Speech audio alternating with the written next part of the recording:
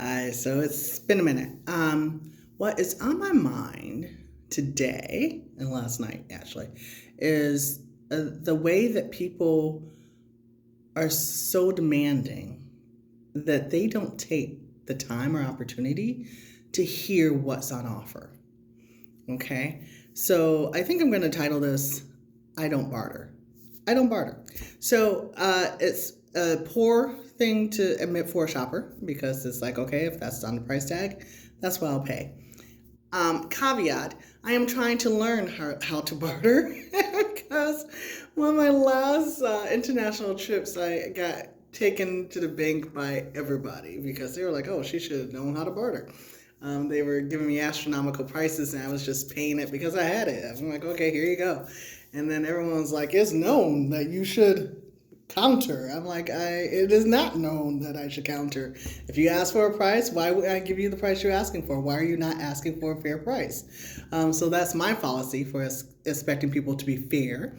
Um, I should know better at this big old age, as they say. But yeah, I don't barter. Generally speaking, if you ask for something and I have it, I will give it. That's just the way I am. That's the way my mother was. Um, Also, if I say I can give you something, that's pretty much what I'm willing to give. If you ask for more than I'm willing to give, then we have a problem. So that's also the way that I am, and that's through life.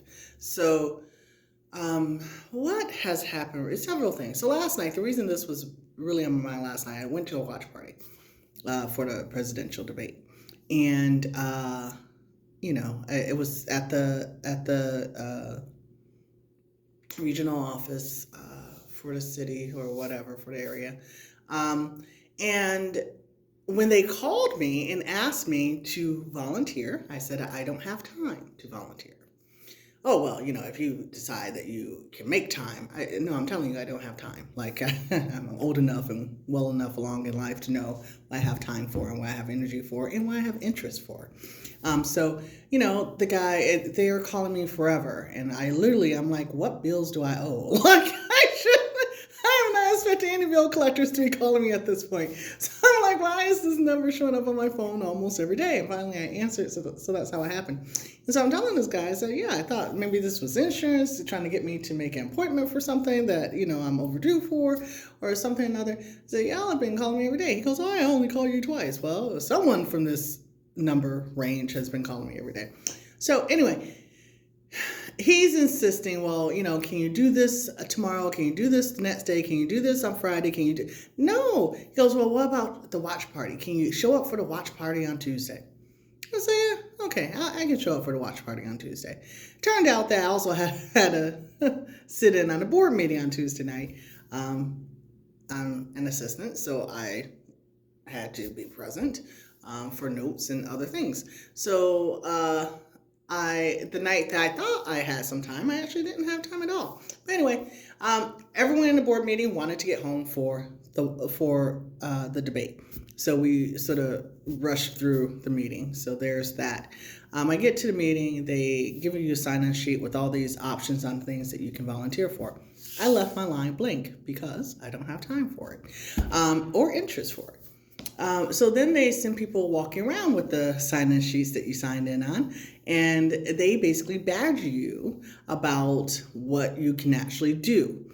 So I was sitting next to these older women who were saying, no, we're already volunteering through our church, and we're fine with that. We're fine with our level of commitment, blah, blah, skippy.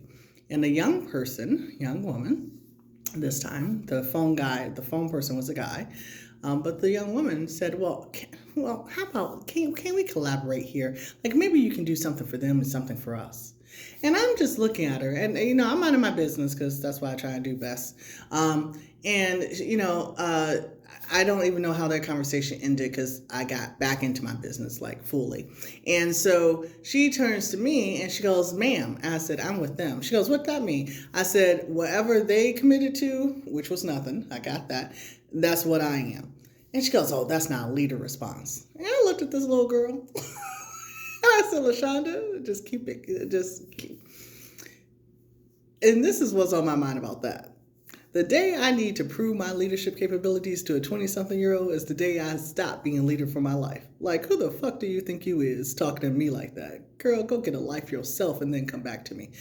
Now back to the point. So as we're leaving, these people, the volunteers that in the office, literally go to the doors to block the doors, to basically badger people on their way out.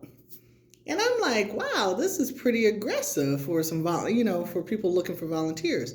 And so I waved her over. She walked in the opposite direction. I followed her because I did go with samples of my photos from the Milwaukee rally a couple weeks ago, and let them know that, if they wanted something, I can have it for the office. Because I pretty much got a wide shot of the whole arena. So huge crowd shots, since crowds are such a big topic right now. So I told her, I said, I left a sample of my work with someone over there is on the table. I said, but what I'm willing to offer is photography. She goes, oh, photography. I said, yeah. I said, for any large events on the weekends, I can do photos for the event. And she goes, and I'm waiting for her to write that down by my name because I pointed to where my name was. And she goes, oh, so what? You're offering, like, so you're offering to do photography for free? I said, isn't that what I just said? Oh, well, I just wanted to clarify. I said, for a large event, I will offer my photography services as a volunteer. That's what I'm offering. Okay, well, can we get you for something? No, you can't. I just offer what I'm willing to offer. I'm not interested in anything else. Oh, okay. And I left. And I'm sitting here like I was really pissed off when I got in the car. I'm like, who are these people who expect people to volunteer what they want them to volunteer? Like, I understand that you put out your parameters. This is what we're looking for. We're only looking for people for phone banks. We're only looking for people to door knock. Well, you're not looking for me. And once I tell you that I'm not interested in that, hang up the phone. Because if that's all you're looking for, you're not looking for me once I say I'm not interested in doing that. So if I counter with this is what I'm interested in doing and you do not need that service, then hang up because you're not looking for me. It's really just that simple. And so I'm getting in my car last night and I'm thinking about this. And I thought about the job I'm temping at right now. So I'm temping at this job. And it was like a hokey doke, right? So, the owner, it's a foundation, the owner or founder, whatever, has all these grandiose ideas and expectations for his work and for the people who work for him or with him. And he also expects a lot of the labor to be volunteer labor. And he has an issue with people expecting to be paid to work for him. And like the things that he let loose, I like look at him sideways because, I'm like, wow, like I can't even comprehend that level of arrogance and obtuseness, So, for example, I was hired on as an executive assistant, and he said it's a one-person office, and you should, make yourself at home, feel comfortable, just run the office. So, as an executive assistant with nearly 25 years experience, I haven't added up all the time, but it's about that 25 years experience. Multiple industries, primarily one, which is finance, working in the legal department for the bulk of that time, and very corporate. So I'm just very straight and narrow. This is what it is. This is how it should be, or, this is why. That's my cut and dryness, right? Corporate is corporate, where are your skills, where are your limitations, where are your capabilities. This is my list. This is where I'm at. This is what I'm willing to do or can do, able to do, whatever. So he basically listed one-woman office, wants someone present in case people want to come by and use resources, whatever. And I get here and he's like, oh, I need you to rewrite your job description. I'm like, here, a week? What do you mean rewrite my job description? Well, I need this, and the other. And this man mentioned cleaning. He mentioned dishes, taking out the trash. He lost me on those three. I was like, I literally tried to think of the last time I was responsible for taking out trash, and that was when I was working at McDonald's. I stopped working at McDonald's in 2003. Um, ever since then, there's been janitors to take out the trash, and there's been porters to do dishes in the pantry, and so I'm like, look at him like everybody got their own job, and that's not mine. So. Again, corporate mindset. That's not my job description. So this man literally tried to put in my job description. That's what he did. He's the founder. He put in a job description post hiring. So, so I called my agency because again, I'm corporate. We're going to HR. And so I said, hey, I sent them, this whack, job description update where he wanted me to now, okay, in addition to trash, cleaning, and dishes, I'm supposed to supervise his 2 grandchildren. Just think about that for a second. So you got a wealthy founder who's 2 of his grandchildren work in an office, and you bring in a stranger who knows nothing about the business or the family or anything, and you tell that stranger and your grandkids that stranger is now in charge of y'all. That didn't go over well. They were not trying to communicate with me. And I'm like, I didn't even ask for a supervisory role. I just came in to do administrative work. So a completely different job track, or responsibilities. And so, I let them ignore me because I ignored them too. I'm like, hey, y'all, but he kept sending them to me. Well, go talk to your new manager. Go talk to your I'm like, so now you got me. I applied for an admin role. And that's why I was willing to perform administrative duties, okay? But you get me in, and now you want me to manage 2 summer interns who happen to be your grandchildren, and have been there for several months. So they're there through the spring and the summer, and already have their routines. And I'm just trying to learn the ropes. I'm trying to figure out where your files are, how you're archiving, what your main meetings are for the week. I'm trying to learn you, and you got me doing all this other unnecessary stuff, cleaning the office and managing people. So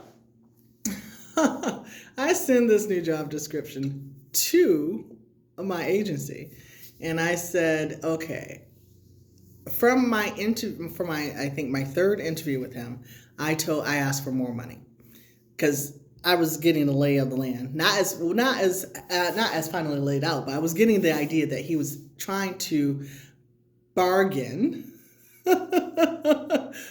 for talent. Okay, so he wanted to lure someone in with administrative work and then hammer them down with all these other responsibilities. And so when during that 3rd interview, he said basically there's his foundation, and under his foundation are 3 other entities with their own boards, advisory boards or board of directors, right? And that basically I'm supporting all those boards. And at that point, I contacted my rep at the agency, and I said, listen, he's talking about multiple boards here. Like I'm running around. I said I supported 1 corporate board, basically, with several other admins, executive administrative assistants, right, in a corporate setting. And if we're just talking about scheduling meetings, organizing with multiple people, multiple executives, that's just time consuming. I said, so I need an increase in the base rate. So what you offered, I need more. And that's why I went back for before they offered me the position. This man ignored my emails. He said yes on the phone, then didn't ignore my emails for a week, then went on vacation for a week, and then came back and ignored my calls again. So I began emailing his whole office, because one thing you're not going to do is ignore my question, especially when you want service from me. So his whole office was like, oh, well, we don't know what he agreed to and if he did, and we can't find records and this and that and blah, blah, blah. So when I finally got him on the phone, like 3 weeks after so I've already started the job. It was 2 weeks after I started the job, and 3 weeks after I asked for more money. And he said, oh, well, I took it back to the founder, and he said that he's not willing to pay more. And first of all, it wasn't for you to take back to the founder. Like, I already know that anything the agency offers is within a range of what they're able to give, right? So you're playing me like I'm a brand new, 20-something-year-old that doesn't understand the flow of money or something, right? So, okay. So I'm like, why would you take that back to him? And he had just taken it back the day before. So I'm 2 weeks into the job, and he goes back to this man 2 weeks after I started talking about she wants more money. So this man he was an asshole the whole day too. And I didn't know why until this jerk of an agent told me that, oh yeah, I talked to him. He said, no, more money. And I said, okay, so that explains his attitude. So he thinks that I got into the job and was like, basically, I want more money. And so I had to go into him and tell him, listen, I didn't ask for money this week. I asked for money 3 weeks ago after we had coffee, and you told me that you wanted me to support 4 boards. That's when I asked for more money. Before you offered the position, I asked for more money. But now, and I'll stand by what I asked for then, not knowing what you're asking for now. I was willing to just stand by those couple of dollars extra an hour that I asked for versus what I would have asked for had I had the job description he came up with after I got on board. Okay? So I hope you're following. Now, so I discuss the cleaning, the trash, the dishes. And mind you, so at this point, one woman office has 4 people in it. Remember that. Because his 2 grandkids are there, I'm there, and he's there. And so when we're talking dishes, they're using dishes for lunches. They're doing trash. And these are 20-year-olds. So you got me cleaning up after 2 20-year-olds in the office in the summer. And you think that these people really think that Aunt Jemima is real. She ain't, and she ain't me. I ain't her. So anyway, I'm talking to this agent at my agency. And he said, so he doesn't want to pay more money. And, I think that this is really just one of those situations where once you're on the job for a while, and he thinks that, you're going to work out, he'll go ahead and pay you more. I said, no, that's not what this is. He thinks he can get away with this because of who he is. That's what this is. And he did an uncomfortable chuckle, like I'm calling shit for what it is, and he didn't expect that. Well, you need to work with me more often. Let's answer my calls when I call, because you'll get the real from me. I said, he's doing this because he thinks he can. And there's no way he's going to offer more money in the future if he can get me for what he got me for right now. And he goes, well, okay. Well, thanks for sharing that. He goes, well, how about you just go ahead and do what he's asking, and we'll just see how it goes. I said, oh, no. And I gave him my laugh. Oh, no. I'm not doing all that for what you're paying me. I said, what I will do for what you're paying me is show up. And that's where we're at. And when I tell you that this has been the most lucrative position of me relaxing in a role ever, believe that. Because what I will not do is give my all for someone who does not value anything that I have to give. You're not getting anything then. So they both screw themselves over and they think they're screwing me over. But I know the value I bring to anything I join. Any and everything I join is enriched because my presence, my enthusiasm, my contribution, my energy, and my just go-get-itness. Like, I don't know what I'm doing, but we're going to figure it out. What do you want? What's your end result? Your hope for end result? And I will figure it out. That's just who I am. This man, from that week forward, he has gotten, I don't know. Okay, well, I'll see what I can do. And when I tell you I give no fucks, I give no fucks. He has consistently told me, oh, you're just a temp. You're just a temp. You're just a temp. And so finally I said, okay, so when's my last day? Oh, are you tired of me already? No, I'm not tired of you. I said, but you keep reminding me every day that I'm just a temp. So why would I invest in your organization all the years of experience that I have when you have no respect for my function, my personhood, or my contribution? Why would I continue to invest all of what I've earned through my life and my skills and my jobs into your company? And I'm telling him, you're not as organized as you think you are. Like what you think you're doing is not what you're doing. And I was willing to come in and just help, get him situated administratively, because he really needs a good administrative assistant. He really does. And honestly, it's my forte. It's what I do. But now, like, you lost me. You really lost me. This man told me, this is the founder. And mind you, this is an organization that's based on Christian principles. So this is how over I am of people. I'm just done with people. Like this, I pray God this is the last frontier of businesses and organizations that he's taken me through, because he has been giving me some lessons on how untrue people really are, despite the things that they proclaim in public. Okay? So this is an organization based on character education, and basically what I've come to realize is indoctrination. So it's a wealthy person who has this idea and wants to indoctrinate as many people as possible before he dies.